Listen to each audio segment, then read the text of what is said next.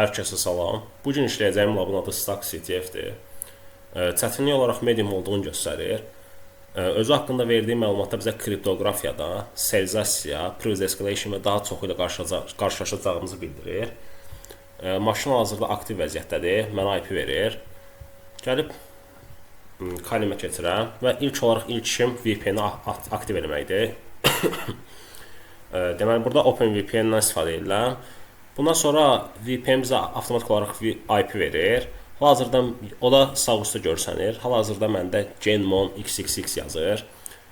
Upgrade elədikdən sonra bu problemlə qarşılaşdım. O da mənim üçün əhəmiyyətli deyil. Bunun səbəbi nədir? IP config yazıb, onsuz IP-mizi görə bilərik. Və yaxud da ki, IP, məsələn, IP yazaram, görürəm. Gördüyünüz kimi tunneling olan hissəsi 6-cıdır. IP config deyərəm, yenə görərəm. Deməli, nə edirik? İlk işimiz mmap atmaqdır, mmap sorğusu atmaqdır. Sorğumuza baxırıq, deməli, mmap yazmışıq, yəni port scan edirik. Hal-hazırda mmap yazdıq, IP-ni yazdıq və daha sonra T5 gəlir. T burada nəyə bildirir? Zamanı bildirir, yəni time'ı.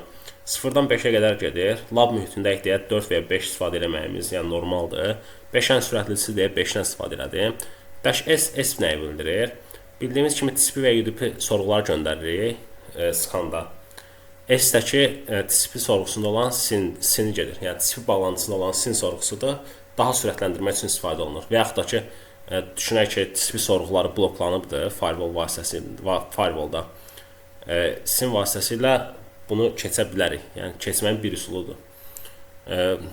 Burada baxıram 22 və 80 portları mənim qarşıma çıxardı. Təbii ki, -p yazıb bütün portları yoxlaya bilərdik. Sadəcə bu daha çox vaxt çəkəcəkdir. Bu scan eyni portları əldə edəcəkdik. Nə edə bilərik? Götürüb birinci bu formada scan edərik. Daha sonra burada çıxan portları məsələn mmap -p22 80 -a deyərəm və daha sonra yeni bir səhifədə -p deyərəm. Bütün portlar özü üçün scan olsun. Mənim üçün əsas lazım olan bu iki portdur hal-hazırda. Nə edəcəm? Gəlib dir search atacağam. Və dir search-ümün nəticəsinə baxırıq hal-hazırda. Dir search artdıqdan sonra burada təbii ki, dir search deyil, GoBuster da istifadə oluna bilər. Dirb də istifadə oluna bilər. Fərqi yoxdur. Yəni directory enumeration mərhələsinə keçirik. Bu mərhələyə keçməmişdən qabaq nə edəcəyik? Firefox ilə səhifənin özünü açaq.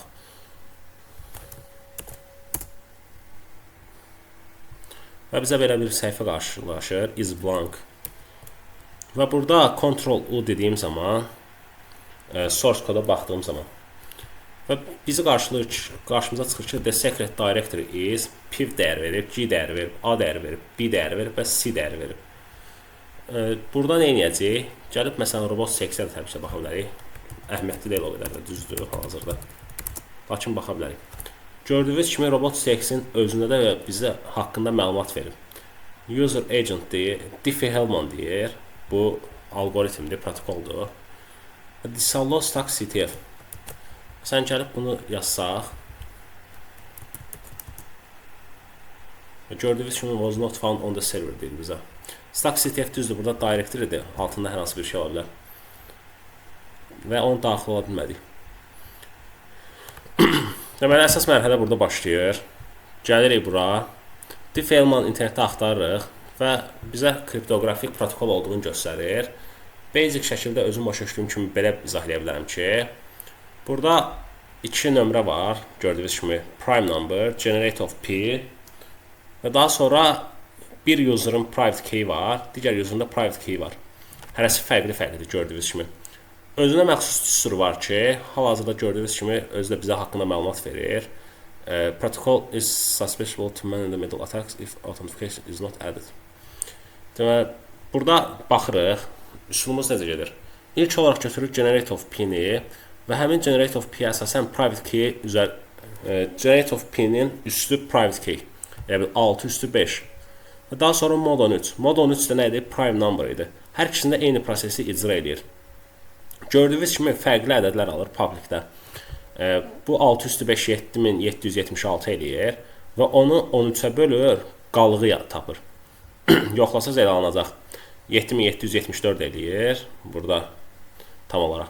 Daha sonra qalıq 2 olur. Digərində də qalıq 9 olur.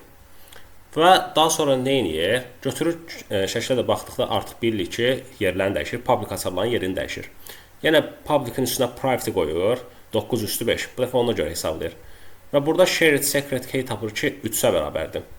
Və digərində də eyni prosesi yerinə yetirir. 2/4 13. 16-nı 13-ə bölür və qalıqda 3 olduğunu rahat bir şəkildə görürük. Və beləliklə bunların paylaşılmış secret keylərin görürük, qarşılaşırıq. Hal-hazırda basic bir skriptdən istifadə edərək bunu həll etməyə çalışacağıq. Və bizə hint verir ki, çalışmanın özündə, StackCTF-də. Hint də öz verir bizə, gördüyünüz kimi. Və ilk 128 karakterin bizə lazım olduğunu bildirir. Nə edəcəm? Hal-hazırda məndə bir dənə nəsə.py adını elə qoydum. Deməli, nə edir? Import məhz eləyir. Daha sonra C-ni 0 verir, qeyd edir. Və dəyərləri özü onsuz da bizə vermişdir. P olsun, G olsun, A olsun, B olsun və G'si olsun. Daha sonra nə edir? Buna əsasən G'si A, B-ni tapır. Və tapandan sonra da ilk 128 dənəsi lazım olduğu üçün bu formada qeyd edir. Python nəsə.py yazdığım zaman bizə 128 dənəsini qaytarır. Və daha sonra gəlib hidden directory-ni axtarırıqsa əgər, bunu silək. Və yazdığımız zaman avtomatik olaraq StackCTF title-lı olan bir dənə səhifə ilə qarşılaşırıq. Follow the white rabbit deyir. Ağ dovşanı izlə. Taskın elə birinin cavabı bu idi ki, 128 karakterli o hidden directory nədir, hansıdır? Elə buradan tapırıq onu. Diffie-Hellman algoritmasına əsasən, protokoluna əsasən. Daha sonra nə edirik? Yenə gəlib burada Ctrl-U dediyimiz zaman bizi belə bir hint qarşılayır ki, hint sonluğa bir dənə slash yazır və fayl yazır. Daha sonra bunu yoxlayır. Faylın olub olmadığını yoxlayır. İlk olaraq ağla gələn nədir? File echo etc password'ini yoxlamaq təbii ki, ilk ağla gələnlərdən biri. Və heç bir şey qayıtmır bizə.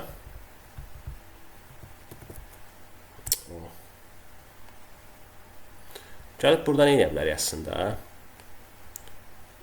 Bu hissəni götürərik. Yenə dir search atarıq, -u. Məsələn, bu formada. Bu öz üstünü axtarış eləsin. Düzdür, buradan bir nəticə çıxmayacaq, amma yenə də. Gəldik bura, HC password'ini yoxladıq, heç nə alınmadı. Nə edə bilərik? Index.php yoxlamaya çalışarıq. Və index.php yazdım zaman fikir versinizsə, avtomatik olaraq mənim qarşıma rəqəmlər çıxdı. Və Ctrl-C deyirəm. Bunu kopyalayıram hamısını. Hamısını kopyalayandan sonra gələm CyberChef-ə. CyberChef-ə gəldikdən sonra burada magic var ki, hansı ki özü axtarış edir, hansı üsul ola biləcəyini tapmağa çalışır. Və bunu deyirəm. Qarşıma avtomatik olaraq mənim çıxır ki, from hex-dən çevrilib və belə bir dənə nəticə alınıbdır. Gəlib bura yazıram hex, from hex, atdım bura from hex-i. Bunu bir dənə dayandıraq. Aha, from hex-dən əvvəlki halına qaytardıqda belə bir nəticə ilə qarşılaşıram. Daha sonra nə edirəm? Base 64 olub olmadığını yoxlamaya çalışıram. Lakin fikir verirsinizsə, normalda Base 64-də və ya hər hansı birində Base 32-də falan suallar axırda olur. Hal-hazırda isə əvvəldədir. Yəni fırladılıb, tərsinə çevrilib. Gəlib ona görə reverse yoxlayıram. Reverse atıram və tərsinə çevrildi. Artıq biraz daha anlaşılır görsənir. Və daha sonra Base 64 yazdığım zaman from Base 64 və qarşıma belə bir səhifə çıxdığını görürəm. Ctrl-C deyim. Gəlib bunu kopyalayıb yapışırsam bir dənə index.php-yə. Bu boş-boş gedir. Index.php. Index.php. Bizə artıq səhifənin index.php-si qayıdır. Və biz burada qayıdan index.php-də görürük ki, bir dənə bizi kod qarşılayır. Bu breaklərdir, yəni bunlara əhəmiyyət vermirik. Breakləri bildirir. Əhəmiyyətli bir şey deyil. Demək, PHP dilində yazılıbdır. Class file. Bir dənə fayl yaradır. Və daha sonra public file dump text məsələn götürür nə edir? Gələn məlumatda bunu fayla yazdırır. İçərisindəki məlumatı da, kontenti də dataya yazdırır. İndi tam olaraq proqramlaşdırmaq mənim üçün tam dəqiq olduğunu deyə bilmərəm. Yəni özüm başa düşdüyüm kimi izah etməyə çalışıram. Deməli burada function olaraq destruct function-dan istifadə olunur. Hansı ki həmin destruct functionu kod icrası bitdikdən sonra işə düşəcək prosesdə. Və burada nə edir destruct functionunda? Götürür file put content deyir. Yəni faylın kontentini götürür. This hissəsin fayla yazır. $this fayl olaraq yazır. Yəni bura yazır. Daha sonra datanı da uyğun olaraq dataya yazır. Hal-hazırda da görürük ki, məsələn, bundan sonra nə qarşımıza çıxır? Qarşımıza çıxır ki, file name bərabərdir $get file. Yəni bu file name'i bizim yazdığımız sorğuda bu fayl hissəsində olan fayl hissəsini götürür. Bu hissəni götürür. Yəni get ilə bu hissəni götürür. Məsələn, yazsam nəsə gördüyünüz kimi file no exist deyir. Burada gedən proses necədir? İndi həmin hissəyə baxırıq. If is set file name and bu double end deyə bir tərəf, yəni adi bir end olsaydı yəqin ki, eyni olacaqdı. Bir tərəf səhvdirsə, ümumiyyətlə endin icrası elədir.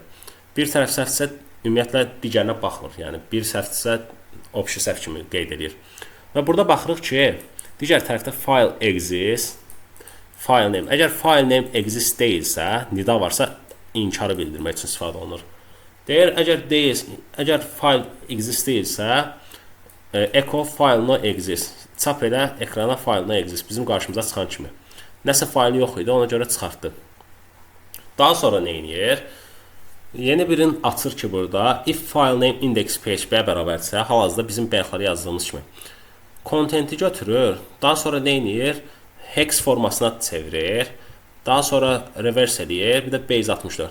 Buradan başlayır təbii ki də. Burada kontenti götürdü, base 64-də çevirdi, reverse elədi, bir də hexə çevirdi. Biz də tam bunun əksini elədik. Yəni hexlə birinci açdıq, daha sonra reverse elədik və base 64-lə əvvəlki halına qaytardıq. Bu da burada dayanır bu proses. Deməli, daha sonra gəlir anserializasiya. Boşluğun əsas yaranma səbəbi elə bu hissədədir ki, serializasiya və anserializasiya hissəsində. Deməli, serializasiya və anserializasiya haqqında məlumatı internetdən daha yaxşı baxa bilərsiniz.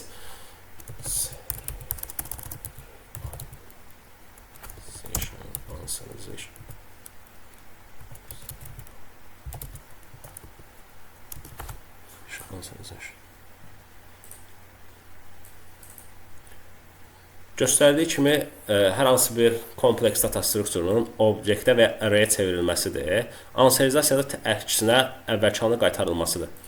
Məsələn, götürsək bir obyekt var, stream of byte-a çevrilir. Daha sonra bu fayla yazıla bilər, DB-yə və ya memory-yə, yaddaşa yazıla bilər. Daha sonra deserializasiya vaxtında nə edir? Götürür onları təzədən stream of byte-a, yəni byte-a çevirir və onu obyektə çevirir. Yəni hər hansı bir obyektimiz olduğunu düşünək. Onu array-ə çevirir, database-ə yazır, daha sonra da database-dən deserializasiya ilə əvvəlki halına qaytarır. Burada problemimiz də elə orada yaranır. Götürür, anserializasiya eləyir, file get content. Bizim yazdığımız file name-i götürür, anserializasiya eləyir. Daha doğrusu içərisindəki məlumatı file get content deyir. Faylı götürür və daha sonra onun içərisindəki kontenti anserializasiya eləyir. Anserializasiya elədikdən sonra hər hansı bir fayl olmadığı üçün file no exist prosesi onsuz da icra olunmuşdur.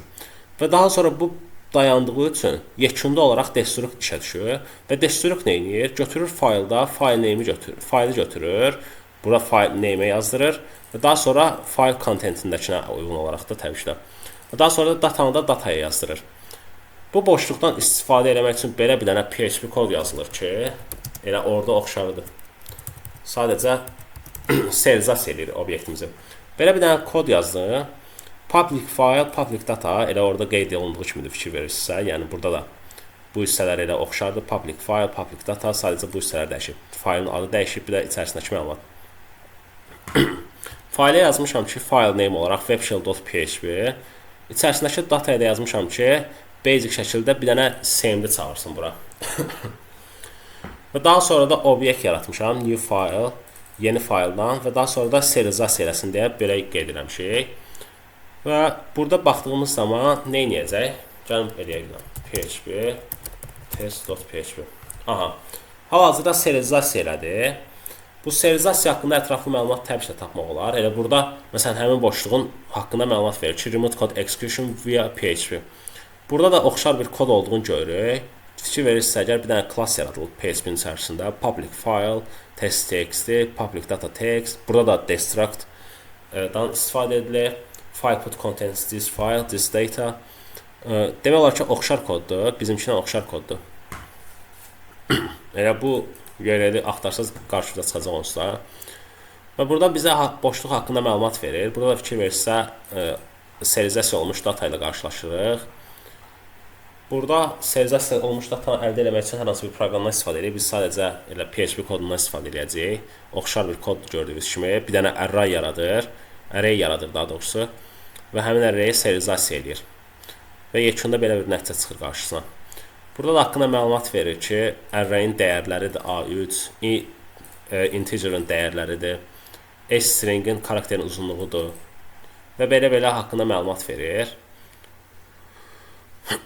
Burada göstərir ki, magic functionları göstərir. Bunlar da olsa, yəni yəqin ki, işləyəcəyini bildirir. Hal-hazırda bizdə olan destruct functiondur ki, burada da elə qeyd olunubdur. Gəlin indi qayıdaq kodumuza. Deməli, bizi belə bir şey qarşılayır test.php-də. Kodumuzun icrası necə olacaq? Götürəcək, biz test.php-ni öz kompüterimizdən ora yükləməyə çalışacağıq. Yəni, orada olub-olmadığını yoxlayacağıq. Bizə belə bir nəticə gələcək ki, file no exist. File no exist, tamam, okey, heç bir problem yoxdur. Lakin bu nə edir? Ən yekunda götürür bunu unserializasiya edir. Yəni, serializasiya elədiyimiz data budur və bunu əvvəlki hala qaytarır. Yəni, belə bir hala qaytaracaq bu bunu. Və götürəcək, nə edəcək? Destruct bildiyimiz kimi götürür, nə edirdi? Faylın kontentində olan fayl adını faylə yazdırırdı. Və daha sonra onun içərisindəki datanı da dataya yazdırırdı. Yəni, avtomatik olaraq biz gəlir, bu faylı hədəf sistemə yükləmiş olacaq. Python deyəcəm, dəşəm deyirəm, basic server qaldıram. Bu Python 3-də belə formada yazılır. Python yazsaqda fərqi yoxdur yəni. 80 portuna qaldıram serverimi. Daha sonra nə edirəm? Test.php-dir faylimin adı. Gəlirəm burada. Təbii ki də faylimi çağırıram. 10, 23, 105, 167. Test.php. Çağırdığım zaman fikir versə file no existir. Yəni heç bir problem yoxdur. Olması gərəkən kimidir.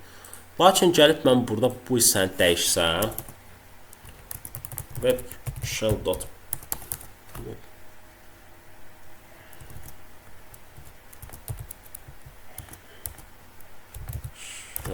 yazılış yalnız necə idi?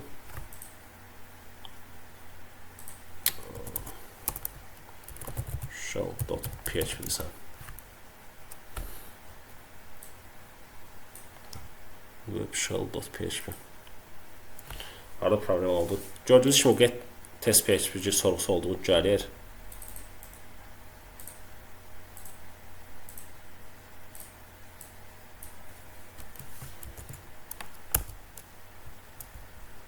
Niyə?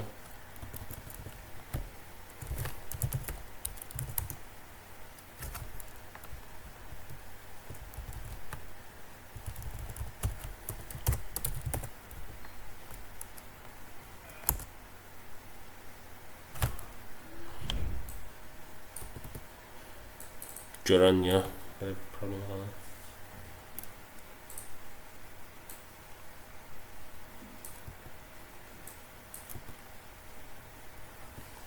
Gəl təzədən yoxlasam.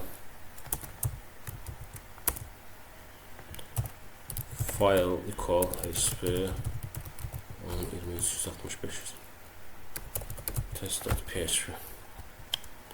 Burada nə problem yaranır ki? Test.php-dir.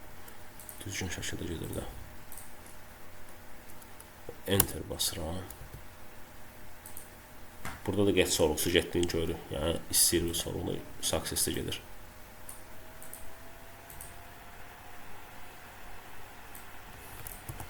Başa düşmədiyim web shell.php no server. Bəs option passage edib yoxlasam.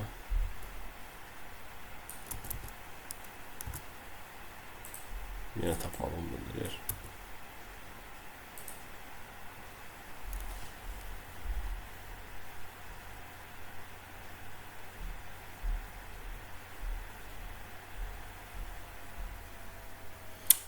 Bildim, başlayışım səhv nədir. Biz burada bayaqdananda bunu atmağa çalışırıq. Daha doğrusu mən götürüb bunu atmalıyam. Çünki anserializasiya olunmuş hissədə serializasiya olmuş datan axı geri qaytaracaqdır. Ona görə nə edirəm? PHP test.php onu yönləndirirəm yeni .txt məsələn. Düzdür? Gəlib burada mən yükləndə yeni .txt-ni yükləməliyəm ki, o avtomatik olaraq anserializasiya eləsin və mənə lazım olan məlumatı işə düşsün. Gəlirəm. File sual yadan file equal hp 2367 yeni .txt yenə yeni şey görməliyik.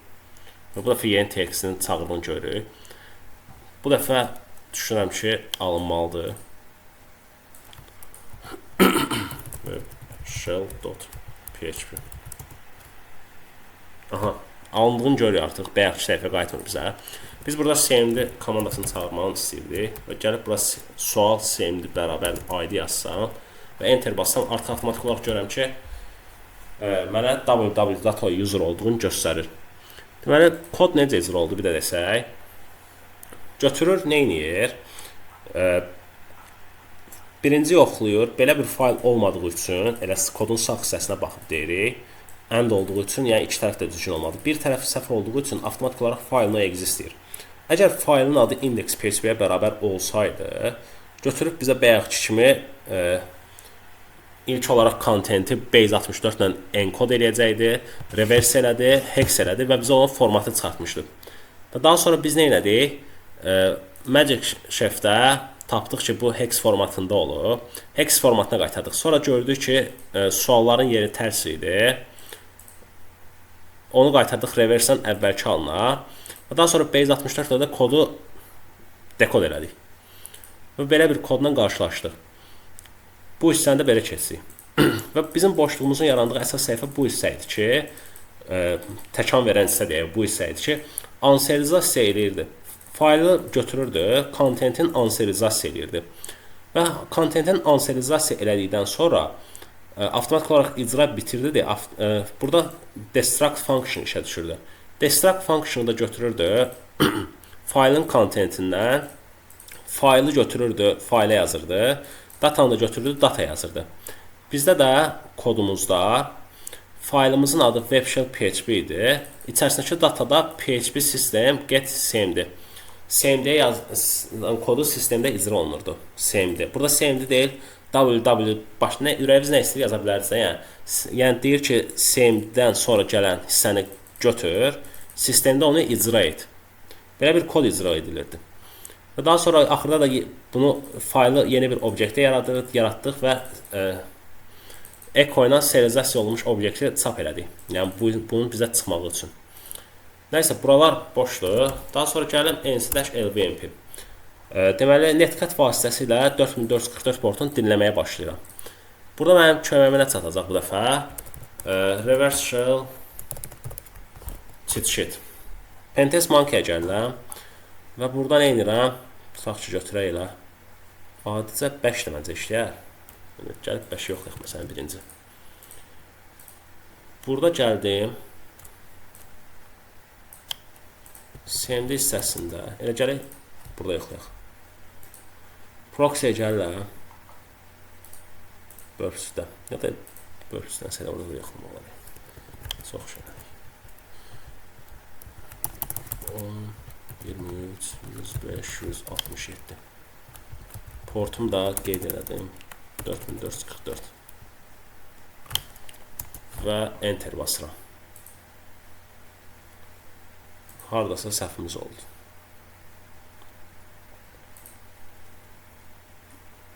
Buna görə ən yaxşısı burp suite. Burp suite istifadə etmək üçün də Fox Proxy extension bizə lazımdır. Bunun konfigurasiyası köhnə videolarda olmalıdır. Hazırda Burp Suite Pro-dan istifadə edirəm. O qədər fərqi yoxdur. Yəni adi Burp Suite-dən də bunu eləmək olar. Send to repeater deyirəm.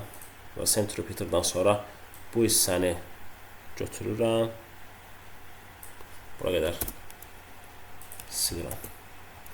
Sildikdən sonra gəlib burada Netcat-in kodunu götürəcəm. Və burada Ctrl-U deyirəm. Ay, səhv oldu. Gəlin birinci dəyişək sonra deyək. 4444 10 23 105 167. Ctrl-U nə edir? Arada olan boşluqlara plus atır. Yəni URL encode edir. Burada da elə gəlib onu eləmək istəməsəm, burada Convert Selection sağ klik elədim. Convert Selection URL encode key characters. Yəni Ctrl-U özü göstərir. Enter basacağım. Send edəcəm sorğunu. Daha sonra gəlirəm gəlib gəlmədiyinə baxmağa və burada görürük ki connect to həmin IP-dən from unknown IP-yə sorğu gəlir. Yəni bizim IP-imizdə başqa bir şeydən IP-dən sorğu gəlir. Qoşulma olub, daha doğrusu deyil. Why deyirəm, www data user olduğunu göstərir. Burada Python skriptdən istifadə edərək şelimi daha yaxşı olmağını təmin edəcəyik.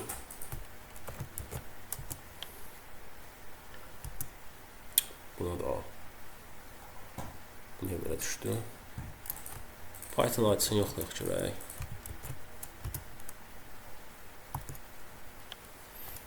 Düzəlməsə bundan yaxşı idi, daha yaxşı idi. Nəysə. Privdə deyək.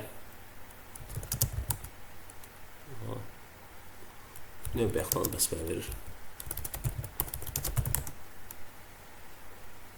Burada bayaqki kimi robot CX-i falan qarşılaşırıq. Gəlib nə edə bilərik? Təbii ki də burada gəlib eləyə biləcəyimiz şeylərdən biri TMP-yə daxil olub. Limpiz işlətməkdir.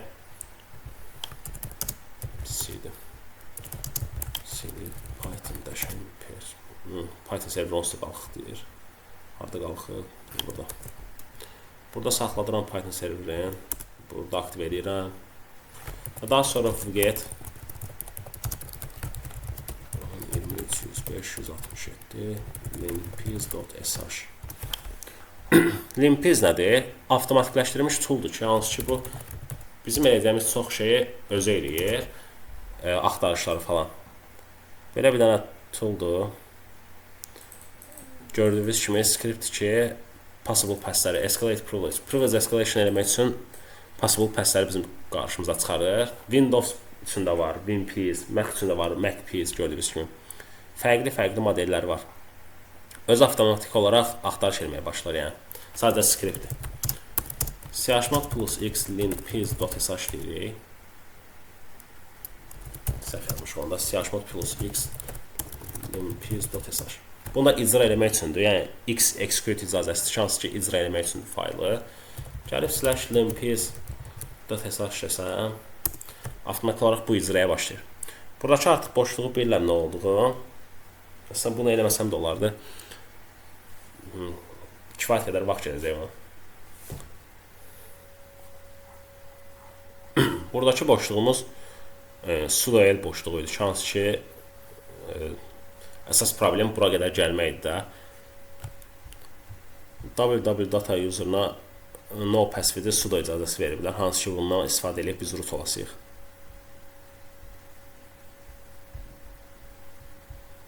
Burada əsas məqsəd Diffie-Hellman algoritmasını həll eləməkdir, gizli direktorini tapmaq. Bir də anserializasiya idi ki, hansı ki bayaqları dediyimiz kimi datamızı serializasiya elədik. Həmin data anserializasiya oldu, yəni qutudan çıxardıldı elə. Düşünün ki, hər hansı bir əşyavız var, onu göndərmək istəyirsinizsə, poçta qutuya qoyursunuz və daha sonra həmin adam götürür, qutunu açır və həmin məlumatdan əldə edir. Düzgün izah olmadı, düzdür çox. Amma yenə də təxmini başa düşdünüz yəqin ki, bayaqki hissədə. Burada HTTP password-də də boşluq varmış. Is writable. HTTP password-də yazıla bildiğini göstərir bizə. Nə gözəl, nə pakizə. Sadəcə biz elə burada sudo -l dediyimiz zaman burada yarana biləcək problem nə ola bilərdi? Bizə deyərdi ki, www data user'ın passwordunu denən. Və onu bilmirikdə 3 dəfə enter basadayıq, avtomatik olaraq keçəcəkdi. Və burada görürük ki, da all no password all deyir. Yəni hər şeyə icazəmiz var, özdə password istəmir. Götürür root olmaq üçün sadəcə sudosu yazırıq, vəsiyo, avtomatik olaraq root oluq. Gəlib burada ls təşələ ediləm, cat root.txt deyirəm. Və daha sonra home-a keçirəm, ls cd gracia ls-la cat user.txt deyirəm və user textini oxuyuram. Təbii ki, burada gəlib root olmasa, əgər icazəm varsa, password. Gördüyünüz kimi hamının icazəsi var. Gəlib burada passworddə yeni bir user yaradardım. vbəs var. Password. Bu biraz problemli işdir. Burada məsələn o basacam. Gördüyünüz kimi yazılar biraz qəribə düşür. Və burada səhv eləmirəmsə, yeni bir user yaratmaq üçün, password qoymaq üçün open SSL password-i, məsələn, salam123. Bu götürdü nə elədi? Salam123-ünü password üçün uyğunlaşdırdı deyə. Gəlib nə edəcəkdi? Root user'ına uyğun bir user yaradacaq. Yəni, məsələn, yazıram ki, Elmir user'ı. Və daha sonra burada bildiyiniz kimi password-də bu X hissəsi əvvəllər passwordun özü idi, passwordun həşi idi deyək. Daha sonradan təhlükəsizliyi artırmaq üçün shadow'un içərisinə yazıldı və burada X formasına qaldı. Lakin yenə sistem oxuyanda birinci buradakını oxuyur. Burada X olduğu üçün gedir shadow'dan oxuyur. Yəni bu boşluqdan da istifadə edəcəyik biz hal-hazırda. Götürürəm bu həşi, kopyalaya bilsəm, copy hash. Daha sonra yazdıram bu hissəyə. Və daha sonra qalanların olduğu kimi köçürürəm buradakıları. 0, 0, root, daha sonra root directory'si olsun, home directory'si və 1000 bash shell olsun. Daha sonra esc basıram, qoşa nöqtə qoyuram, w2 nida. Write elədim, çıxdım avtomatik olaraq. Su deyirəm, Elmir deyirəm, Elmir user'ına keçmək üçün. Salam 123. Gördüyünüz kimi avtomatik olaraq Elmir user'ına keçsin və root user oldum. Bu da digər boşluq idi ki, hansı ki HTTP password olan yazma icazəsinin boşluğu idi. Yəni avtomatik olaraq nə etdik? Özümüzdən bir dənə user yaratdıq, root icazələri olan. Passwordu da özümüz qeyd elədik. Passwordu almaq üçün, əldə etmək üçün OpenSSL əmrindən istifadə elədik və passwordu və parolumuzu qeyd elədik ki, hansı parol olsun. Burada salam 123-yə ürəyiniz nəsəsə onu da yaza bilərdiniz. Bir də yaza bilərdiniz. Bu qədər. Labda da onsuz da bizə göstərirdi ki, user textini tap, root textini tap və 128 karakteri, ilk 128 karakteri tap. Yəni hidden directory'nin adını. Bu resurslardan da haqqında daha ətraflı məlumat əldə edə bilərsiniz. Məsələn, remote code execution haqqında. Diff Feldman-da internetdə də oldu. Əlimdən gəldiyi qədər izah eləməyə çalışdım. Hələlik bu qədər. Sağ olun.